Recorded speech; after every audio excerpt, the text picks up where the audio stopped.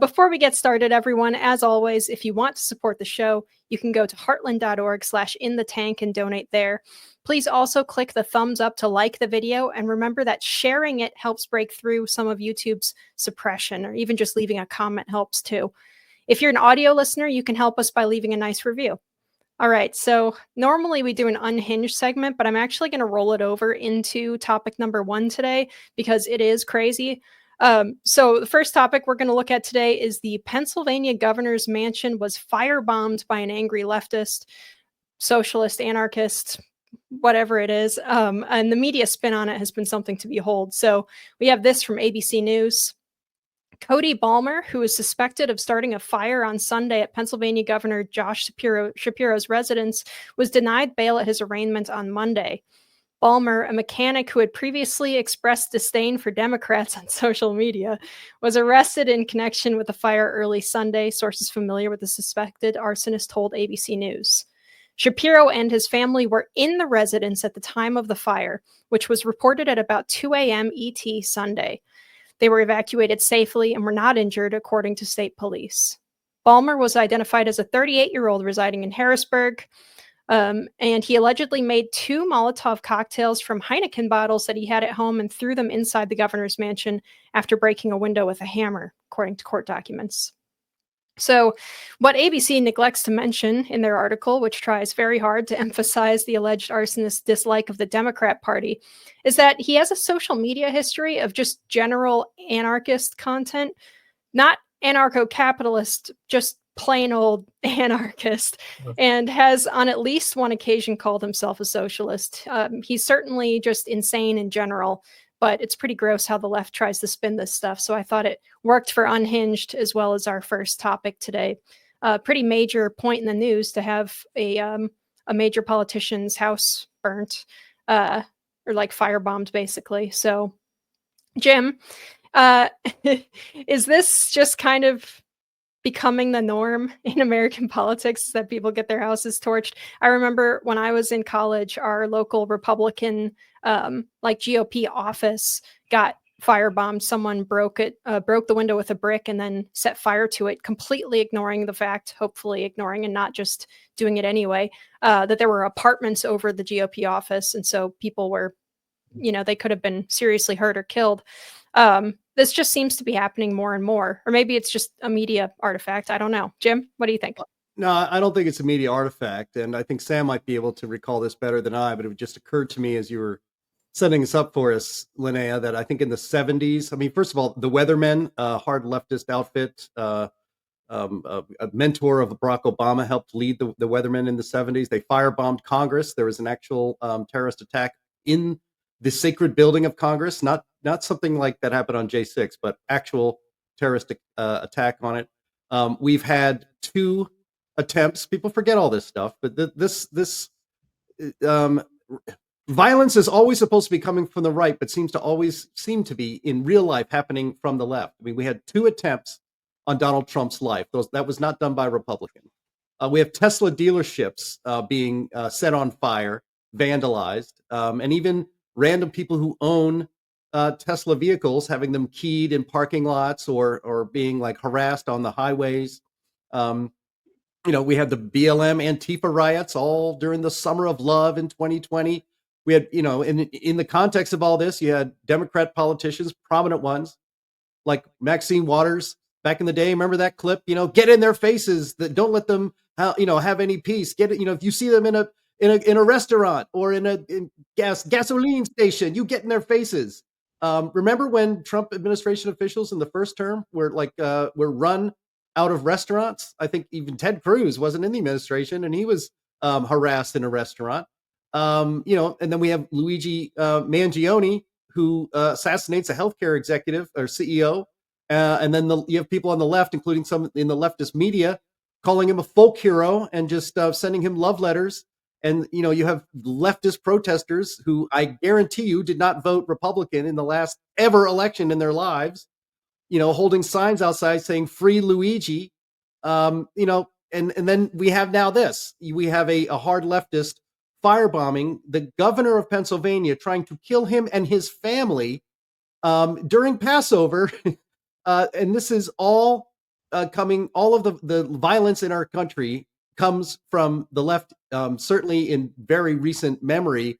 And this is being encouraged by Democrats. I mean, the media used to ask every Republican that they would come across on Capitol Hill or anywhere else to denounce so-called violence or rhetoric that people on the right might engage in. Nobody is asking any Democrats to denounce this violence. In fact, they should be doing this on their own. This is not the way we're supposed to run politics in this country. We're supposed to do it at the ballot box. You're supposed to accept a loss, maybe reluctantly, but this is not the way. And frankly, the Democratic leadership in this country is very irresponsible. They are allowing this to happen. Sterling and Sam, you may remember the term. I believe it's stochastic terrorism, which I believe the definition of it is, this was a few years back, in which the right wing and Trump were supposedly setting the groundwork for terrorism on our streets. Terrorism that never actually happened. So we are now living in a bizarro world in which, this sorts of thing is just kind of, shrugged off like it's no big deal. The media is not making, there should be entire episodes of 60 Minutes talking about what is wrong with the violent left in this country. And we're not getting that. Instead, we're getting, oh, well, move on, something else. Let's scream about something Trump said yesterday instead. Well, I think one of our commenters, right? Mostly peaceful firebombing. I think that's how the left media sort of portrays this, as mostly peaceful stuff. The interesting thing is this is a person who attacked a Democrat, and it's because they're not going far enough left for his comfort, right? Now, I'm not going to rehearse all the recent terroristic things that happened in recent years. There have been some from the right, not necessarily the political right, some of the social right. I haven't thought was pretty dangerous. But I'll say this about this: he is a leftist. No one's playing it up. When there are shootings in nightclubs and they turn out to be leftists, no one talks about it. When Black Lives Matter burns things and smashes things, they call them mostly peaceful protests. You've got Democratic representatives who mock the handicapped, say things that if a Republican had said, they would be castigated and it would be all over the press. In the end, political violence has been with us for a long time. We've had assassinations in the past, and I'm not sure that it's more frequent now. I know a bit about the Old West, and I know that if they didn't like politicians, they used to run them out on the rails sometimes. So, but it's bad. Josh Shapiro is right. It should be wrong on the left or the right. The left should be coming out on this, but the Democratic Party is fraying. Look, I think this is a symptom of the extreme in the Democratic Party destroying. In some sense, I'd almost like him to destroy the Democratic Party. But I mean, just this week, the head of the Democratic National Committee said he's going to spend $20 million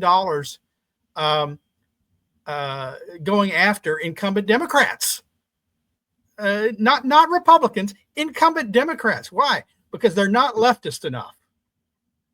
So he is a political internal terrorist in his own party. And so what to say about that? Other than the violence is never justified. The right and the left should decry it at every chance they get. And it seems to be the left that's not decrying it at all. But they're making excuses for it. When you see news reporting of cars burning in the background and building windows being smashed, and the reporter with a straight face stands in front of it and says, the mostly peaceful protest, I don't know what to say about that other than journalism is dishonest. Yeah, it's one of the most iconic, I think, news segments of the last 20 years, probably. Sam, do you have anything to add there? Yeah. Yes. the media have been biased for decades. There's no question about that. And of course, what was interesting was until this century, they continuously denied it. They said, no, we're not biased. This is just the way things are out there, and we're reporting the truth. And we occasionally have commentators on, and they're accurate. But in recent years, it's been a matter of them saying, no, we're right to do this. We should say whatever we want to say because it's good for the country. We're the patriots. We're the ones who know what's best for the United States. And this information that is coming out there is deceptive and wrong because it makes people think differently from the way they should. So the media have basically gone away from any kind of pretense of honesty and fairness and just said, so what? We say what we say because it's good for y'all, and you're going to have to learn that that's just the way it is. So, of course, their ratings have gone down and down and down. President Trump has amusingly commented on that frequently. And so they have lost their credibility, but they still do have a fairly strong viewership. But it's simply as the statement goes, they're talking into an echo chamber and so on and so forth. I think that the most important takeaway for me from this is, what does Taylor Lorenz think of this guy? Is she attracted to him? I don't know. I guess I just want to say one more thing. You know, you really focus on the news media, and I think Ed Reed's got this right. Reporting is boring. Journalism is more exciting. We are guilty of calling this the news media because they refer to themselves as the news media, but it's more entertainment. Look, I don't watch CNN. I don't watch Fox. I don't watch Newsmax. Why? Because it's not news. News is something happened today somewhere, and we're telling you about it, not four people sitting around commenting on a single thing, going back and forth. That's opinion. I don't care about opinion. I care about news. I can form my own opinions based on the facts presented to me, but they largely don't present any facts in these stories. The ABC piece we highlighted was actually a news story, and the important thing here is the spin that's put on it is so naked, so obvious. Now, I have been editing Heartland's news reporting. We do policy news, so we're reporting on public policy. And whenever I get a piece that has a little bit of spin in it, it happens. The reporter's thinking in a certain way, and so he or she comes up with a little angle on it that's not quite news, and I knock that out. I just say said, not purported, and things like that. And it says, and you can do that. It's really easy to do. It's really easy to go through this material and clean it up so that it's just news and it's just straightforward. One thing that we've had happen in this century that I think is very relevant to this issue is that we've had a great impulse toward relativism. It has increased greatly since its beginnings in the 1960s. It didn't really become strong until around the 1990s, when coincidentally we had a big debate over the meaning of the word "is," and so we have had a really strong movement toward relativism, and that's the idea that there are different truths for different people, and that somehow the way you look at the world is just what the world becomes, whatever, however you look at it. So what happens here is that when you turn the news this way, you can presumably you believe that you're doing it to change people's minds.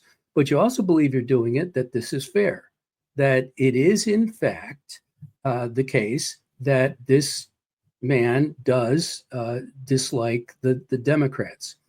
First of all, ever referring to any Democrat politician in this day as centrist is disgustingly wrong and false and deceptive. So what we are looking at is the difference between the far left and the absolutely, completely mind-blown, insane left here. And that is the conflict that the Democrat Party is undergoing. To me, a big element of this is the embrace of relativism, because once you do that, there's no center there. It can't hold. And so facts become malleable.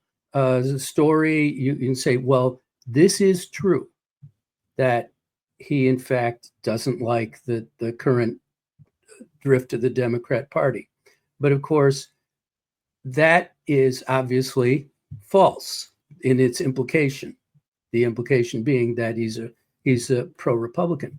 But I want to just allude to something that we've talked about other times on this show, In the Tank, which is that one thing that the Trump administration has been doing in its responses to the court orders against them is, and they've been setting it up in their actions and in the way they convey them.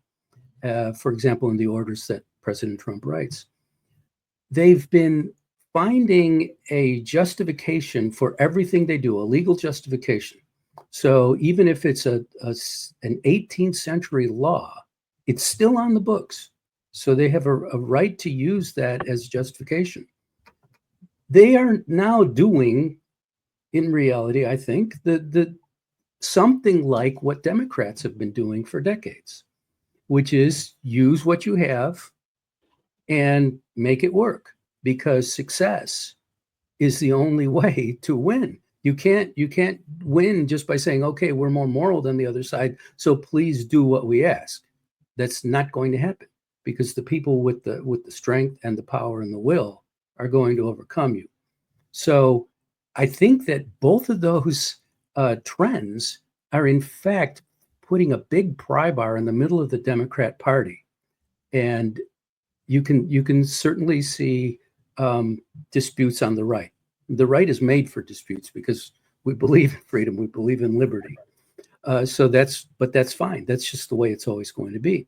But on the left, they have really kept their people in line over the decades, and that is falling apart. That to me is a very central element to this story.